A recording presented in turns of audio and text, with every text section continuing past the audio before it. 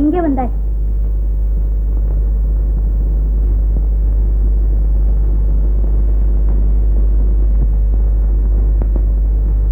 உன்னைத்தான் கேட்கிறேன். எங்கே வந்தாய்? என் வீட்டிற்கு நான் வந்தேன்.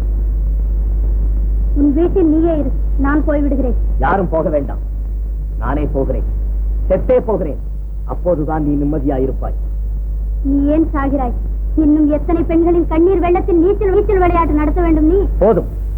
நான் சாக வேண்டும் என்பதை ஜாடையாக கூறிவிட்ட பிறகு உயிரோடு இருக்கவா போகிறேன்? இல்லை, இல்லை. பயமுறுத்தாதே. உற்சாகச் சேரு, உல்லாச சகதி, இவைகளிலே உடலை புரட்ட வேண்டும் என்பதையே வாழ்க்கை லட்சியமாக கொண்டவர்கள் சாவை நினைக்க கூட பயப்படுவார்கள் என்பது எனக்கு தெரியும். இப்போது நீ என்ன சொல்லுகிறாய்? நானா சொல்ல வேண்டும்? ஊரே சொல்லுகிறதே. சூதுவாதறியாத கன்னியூரத்தின் வாழ்வை களவாய் சூதாடி நக்காளிகள் தான் என்று சுட்டி காட்டி சொல்லுகிறதே. போதும் முன்னால் வந்த வேதனை. தம்பியை ஒழுங்காக பார்த்துக் கொள்ளென்று அப்பாவும் அம்மாவும் 1000 முறை சொல்லியிருப்பார்களே இந்த தகுதியற்றவளிடம். மிக ஒழுங்காக பார்த்துக் கொண்டு மிருகத்தை கூட பழக்கிவிடலாம்ப்பா. உன்னை திருத்தவே முடியாது. உனக்கு என்ன தெரியும் என் நிலைமை? அழுவாய். அதை பார்த்து ஊர் அக்காள் நல்லவள், தம்பி கெட்டவன் என்று சொல்லும். உன் முகாரிக்கு முழு வெற்றி கிடைத்துவிடும். கல்யாணம் நின்று விட்டதே. அதனால் விருந்து நடத்த வாங்கிய ஏராளமான சாமான்கள் வீணாகிவிட்டதே. பந்தல்காரனுக்கு தந்த பணம் பாழாயிற்றே. செலவு செய்த செல்வத்தை மீண்டும் சேர்க்க முடியுமா என்ற கவலை உனக்கு. எனக்கல்லவா தெரியும். பணம் வீணாகாமல் பாமா பரிணயம் முடிந்திருந்தால் என் மனம் படும் வேதனை உனக்கு எப்படி தெரியும்? அம்மா அப்பாவா இருக்கிறார்கள், என்னை பற்றி கவலை. தம்பி, அப்படியெல்லாம் சொல்லாதே. என்ன காரணம்? ஏன் கல்யாணத்தன்று ஓடிவிட்டாய்? பாமா பரிசுத்தமானவள் அல்ல. அவளை நம்பி மோசம் போனேன். இருக்காது, யாரோ தவறாக சொல்லி இருக்கிறார்கள். பாமா 10 மாற்று பசும் பொன். பொன்னல்ல, பொன் பூசிய பித்தளை. நம்ப முடியாது என்னால். உன் தவறுக்கு காரணம் கற்பிக்கிறாய். நம்ப வேண்டாம். எனக்கு பிடிக்கவில்லை, அவ்வளவுதானே. இந்த ஞானோதயம் முன்பே வந்திருக்க வேண்டும். பெரிய பெரிய மனிதர்களுக்கே பிறகுதான் உதயமாகி இருக்கிறது. நான் என்ன சாதாரணம்? அக்கா, அம்புஜன் சொல்றா ஆய்வாளை நிமித்த முடியாதான். நிஜமாக்கா? ஆமா. சரி, வாங்க படிக்கலாம்.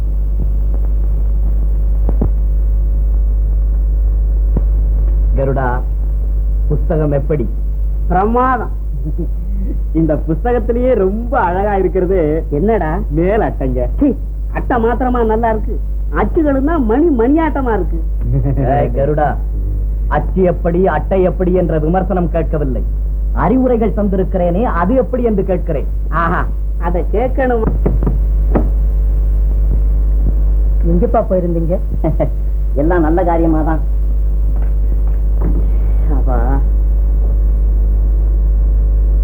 ஏன்பா நாடகத்துக்கு வரல? நாடகம் ரொம்ப ஜோர். அப்படியா? நான் கேள்விப்பட்டேன். யார் சொன்னது? நம்ம மில்லு தொழிலாளிகள்லாம் வந்திருந்தாங்கல்ல, அவங்க சொன்னாங்க. மில் தொழிலாளிங்க வர முடிஞ்சது, மேஸ்திரி ஐயாவுக்கு வர முடியல. இல்லப்பா? அட கோச்சுக்காதரா தம்பி, எல்லாம் ஓ விஷயமா தான் நான் டவுனுக்கு போயிருந்தேன். என்னப்பா விஷயம்? இப்ப நான் சொன்னா நீயே சந்தோஷப்பட போற. உனக்கு கல்யாணத்துக்கு ஏற்பாடு பண்ணிட்டேனே. இப்பயே எனக்கு கல்யாணம்? ஏதாவது நிலையா ஒரு வேலை கிடைச்சு? அட இப்ப இருக்கிற வேலையே போதாப்பா. எழுத்தாளன் வேலை நிலையான வேலை தானே. இந்த பாரா தம்பி, நல்ல இடம், பொண்ணு ரொம்ப அழகா இருக்குது, மறுக்காம கல்யாணம் பண்ணிக்க. ஆமா, பொண்ணு நான் பார்க்க வேண்டாமா? அது கட்டு ஓ, நீ இப்படி சொல்லுவேன்னு தெரிஞ்சுதானே நான் போட்டோவையே வாங்கிட்டு வந்துட்டேன். எங்கே? இதோ இது என்ன ஒவ்வொரு செலவைக்கு ஒவ்வொரு பாக்கெட்டா திங்கிறான். ஓ இதோ பாரு. எப்படா தம்பி பொண்ணு? சரியப்பா, உங்கள் இஷ்டம். அப்படி சொல்லுடா என் ராஜா அண்ணா. அப்ப நாளைக்கே மில்லு முதலாளி கிட்ட போய் கல்யாணத்துக்கு பணம் கேட்டு வாங்கிட்டு வந்துடுறேன்.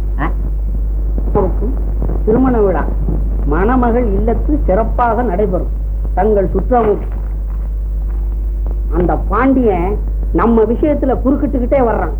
அன்னைக்கு என்னடான்னா நாடகம் நடத்தி நம்ம கொள்கைகளை கிண்டல் பண்ணா, இன்னைக்கு என்னடான்னா நம்ம கல்யாணம் பண்ணிக்க போற பெண்ணை, இல்ல இல்ல இல்ல நீ கல்யாணம் பண்ணிக்கிற பெண்ணை யார் விட்டாரு?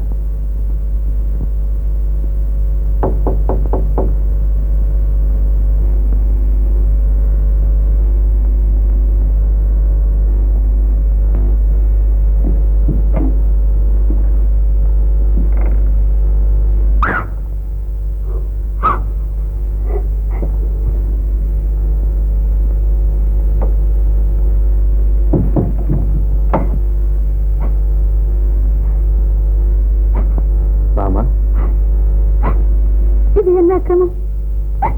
எனக்கு ஒன்றும் புரியவில்லை. போய்விடுங்கள் தயவு செய்து. சத்தம் போடாது. எங்கே என்னை இப்படி பார்க்க மாட்டாயா?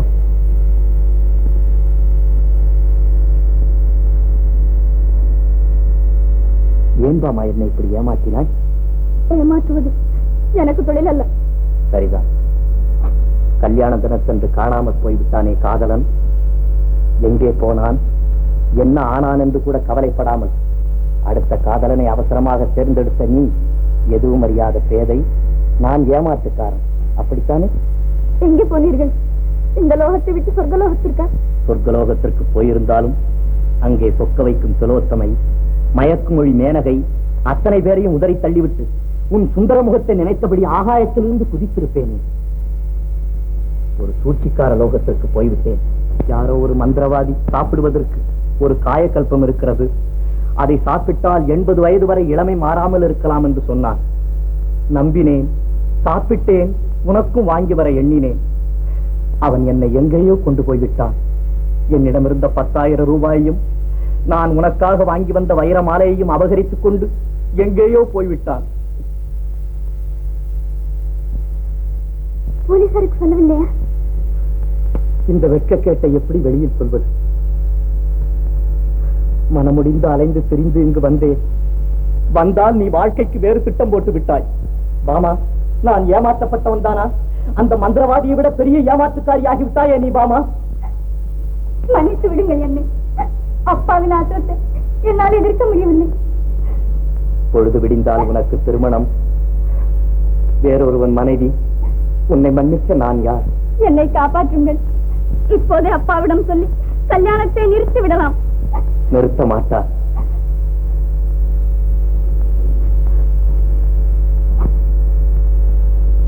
நம் காதல் நீடிக்க ஒரே ஒரு வழிதான் இருக்கிறது. என்ன வழி? அழாதே அன்புக்கரசி, அழகுமணி மாளிகையின் அலங்கார திருவுருவே, அழித்தெழுதா சித்திரமே, ஆடிவரும் பொன்வெளி, உன் கண்ணில் நீரென்றால் என் உள்ளம் உருகுதையோ. அழாதே பாமா, அழாதே. நாம் வாழ வழியை சொல்லுங்கள்.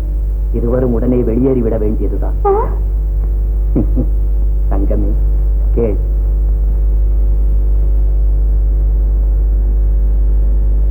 தந்தைக்கு ஒரு கடிதம் எழுதிவை. திருமணம் பிடிக்கவில்லை, வெளியேறிவிட்டேன் என்று. சிந்தைக்கு நீயவளே, சிங்கார மயிலே, சீக்கிரம் எழுது கண்ணே. என் எழுதாத ஓவியமே. என்னடா, நமக்கு சம்பந்தம் இல்லைங்க.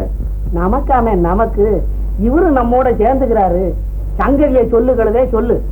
மில் தொழிலாளிங்க சம்பள உயர்வுக்காக கிளர்ச்சி பண்றாங்க. ஓஹோ, அப்ப நமக்கு ஒண்ணும் சம்பந்தம் இல்ல. ஏன் இல்ல? எனக்கு ஒரு வழி தோணுது. இந்த கிளர்ச்சியை சாதகமாக்கிக்கிட்டு பாட்டாளிகளை பத்தி ஒரு புஸ்தகம் எழுதுனா இந்த சமயத்துல நல்லா விக்கும். எப்படி ஐடியா?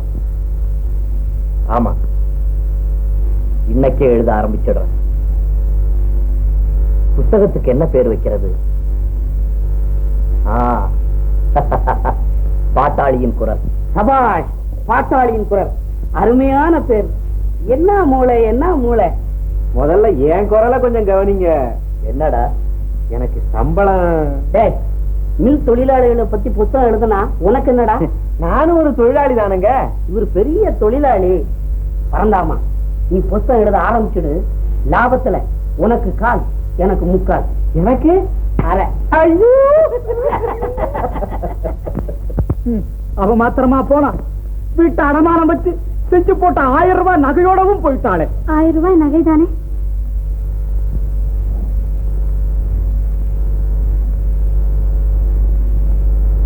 இதை வைத்துக் கொள்ளுங்கள். ஏன் இத நான் யாருக்கு போட்டு அழகு பார்க்க போறேன்? நீயா வச்சுக்க, நீயா வச்சுக்க. எனக்கு துரோகம் பண்ணினவனுங்க தொலைஞ்சு போயிடுவானுங்க.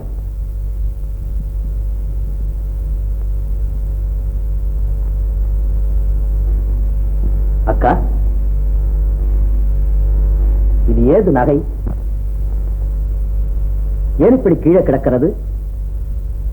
எல்லாம் பொன்னகை தானே? இல்லை, துரோகத்தின் புன்னகை. என்னடா, என்னக்கா விஷயம்?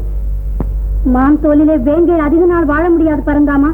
அதையும் வேட்டையாட ஒரு வேடன் வந்து விடுவான். ஊர் பெண்களிடம் விளையாடுகிறவர்களை உயிரோடு விடுவதில்லை மக்கள். அதை ஞாபகம் வைத்துக் கொள். எப்போது வீட்டுக்கு வந்தாலும் இந்த ஒப்பாரி தானா? மனிதன் நிம்மதியாக வாழ முடியாது போல இருக்கிறது. மனிதன் தான் மாத்திரம் வாழக்கூடாது, மற்றவரையும் வாழ விட வேண்டும். சரி சரி போதும். காதி உடை கட்டிக்கொண்டு எங்காவது தொலைய வேண்டியதுதான். ஏன் முடியும் என்று கருதுகிறாயா? பெண்ணினத்தை மண்ணில் நெடியும் புழுக்கூட்டமாக மதித்து விட்ட பித்தனை எங்கு போனாள் பாமா? சொல், எங்கே அவளை தவிக்க விட்டாய்? எரிமலை மீது விளையாட வந்த அந்த ஏழை சிறுமியின் கதி என்னவாயிற்று? சொல், சொல்ல மாட்டாயா பாவி? எங்கே பாமா? பாமா எங்கே? பரலோகத்தில் போய் தேடிப்பார். அம்மா, அம்மா. மரியாதையா போடா. ஏன் பெரிய மனுஷன் சின்ன வார்த்தை எல்லாம் பேசுற? நான்சென்ஸ் ஆமல நான்சென்ஸ். என்னடா சொன்ன? நான் தொழிலாளியா? தொழிலாளியா? தொழிலாளி ஓடுறான், ஓடுறான்.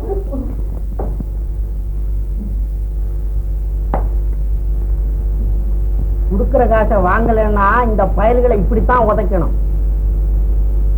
பாட்டாளியின் குரல். கருடா, பேரு அமைஞ்சு போச்சுல்ல? பேரு மாத்திரமா? 2 நாளையில 5000 புத்தகம் வித்திருக்கு. அதுக்கு மேலதான் என்ன? பாருங்க, என்ன தெரியலையா? நான் தான் தொழிலாளர்கள் தலைவன். இப்ப நான் ஏன் வந்திருக்கேன் தெரியுமில்ல? என்னங்க தொழிலாளிங்க சம்பளத்தை ஜாஸ்தி கேட்டா அதை சிந்திச்சு பார்க்காம, இல்லைங்க அவன் சம்பளம் இல்லைங்க, இந்த பேப்பர் பேர் கிட்ட தான் தூக்கிட்டு வந்தான். நான் அதை சொல்லலைங்க, நம்ம மில்லு தொழிலாளிகளை பத்தி சொல்றேன். ஓ அதுவா? ஆமா ஆமா, தொழிலாளிக பிரச்சனையை கவனிக்காத முதலாளியை சும்மா விடப்படாதுங்கிறேன். கருடா, வாயால் கத்தி என்ன பிரயோஜனம்? பாட்டாளியின் குரல் பலம் பெற வேண்டுமானால் பெரிய கிளர்ச்சி நடத்த வேண்டும். அப்படி சொல்லுங்க. இந்த நாட்டின் முதுகெலும்புகள் பாட்டாளிகள். ஒரு தேசத்தின் உயிரே தொழிலாளி வர்க்கம். அதை தோண்டு போக விடக்கூடாது. கருடா, நான் கங்கணம் கட்டிவிட்டேன். தொழிலாளர் விடுதலை போராட்டத்தை விரைவில் தொடங்க வேண்டும். சவால் சவால். உங்களை போல உண்மையான உறுதி படைத்த வாலிபர்கள் இருந்தா இந்த உலகத்துக்கு ஒரே நாள்ல விமோசனம் பிறந்துடும். தம்பி, நீங்க எழுதி இருக்கிற அந்த பாட்டாளியின் குரல் படிக்கும் போது படுகிறவனையும் பாலகன் ஆக்கிடுது, கோழையா இருக்கிறவனையும் புலி ஆக்கிடுது. நாளைய நாங்க நடத்த போற பொதுக்கூட்டத்துக்கு நீங்க தயவு சுமதாங்கணும். தலைமையா? நானா? ஆமா.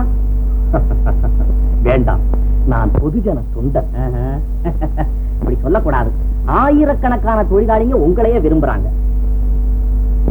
தொழிலாளர்கள் என் தோழர்கள். அவர்கள் அன்பு கட்டளையை நிறைவேற்றுகிறேன். இனி இந்த உலகத்தில் தொழிலாளி நினைத்ததெல்லாம் நடக்க வேண்டும். பலே பலே. எனக்கு சம்பளம் ஜாஸ்தியா? பெரிய உலக விவகாரம் பேசிக்கிட்டு இருக்கும் போது அப்ப நான் வரட்டுங்களா? நமஸ்காரம் நமஸ்காரம்.